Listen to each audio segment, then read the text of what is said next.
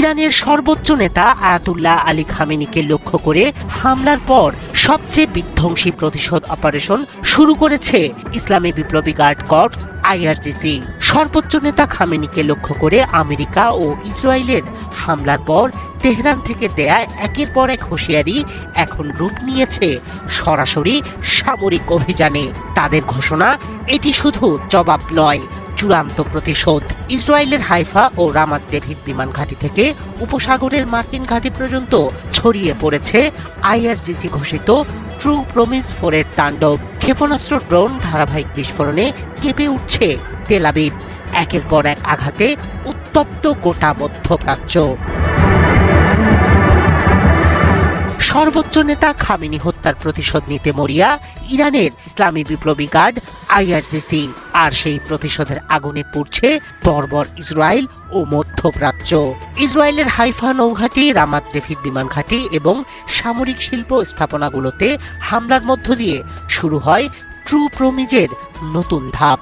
আইআরজিসির দাবি, উত্তর ইসরায়েলের কৌশলগত কেন্দ্র হাইফায় নৌঘাঁটি ও সামরিক উঠোনে নির্ভুল আঘাত হেনেছে তারা। একই সঙ্গে জিজরিল উপত্যকায় অবস্থিত রামাত ডেভিড বিমান ঘাঁটি, যা উত্তর ফ্রন্টে ইসরায়েলের অন্যতম প্রধান অপারেশনাল ঘাঁটি, সেটিকেও লক্ষ্যবস্তু করতে সক্ষম হয়েছে খামেনির যোদ্ধারা। রক্ষা পায়নি বেতশেমেশ ও আজদোদে সামরিক শিল্প স্থাপনাগুলো। আজদোদের শিল্প এলাকায় প্রতিরক্ষা উৎপাদন ও সামরিক সরঞ্জাম রক্ষণাবেক্ষণের সঙ্গে যুক্ত অবকাঠামোতে হামলার দাবি করেছে আইআরজিসি।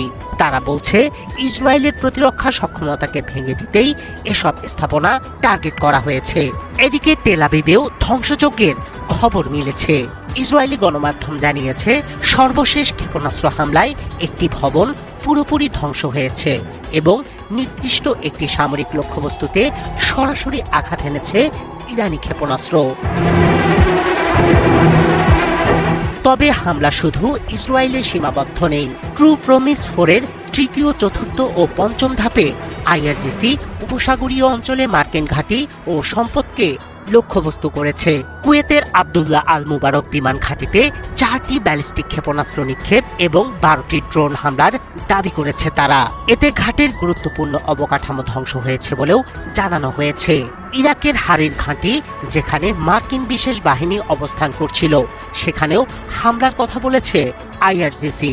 সৌদি আরবের প্রিন্স সুলতান বিমান ঘাঁটিতেও ক্ষেপণাস্ত্র ও ড্রোন হামলা চালানো হয়েছে বলে দাবি ইরানের।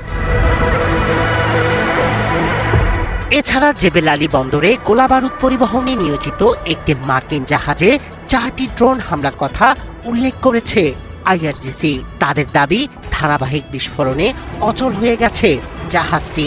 ভারত মহাসাগরে যুক্তরাষ্ট্রের একটি যুদ্ধ সহায়তা জাহাজও কাদির 380 ক্ষেপণাস্ত্রের আঘাতে ক্ষতিগ্রস্ত হয়েছে বলে জানানো হয়। আইআরজিসি বলছে, এই ধাপে ব্যবহার করা হয়েছে আগের চেয়ে আরও উন্নত, নির্ভুল এবং ধ্বংসাত্মক ক্ষেপণাস্ত্র। তাদের হুঁশিয়ারি, পরবর্তী ধাপ হবে আরও শক্তিশালী। খামেনি হত্যার প্রতিশোধ নিতে মরিয়া আইআরজিসির এই অভিযানে পরিস্থিতি কোন দিকে গড়ায়, সেদিকেই তাকিয়ে পুরো বিশ্ব।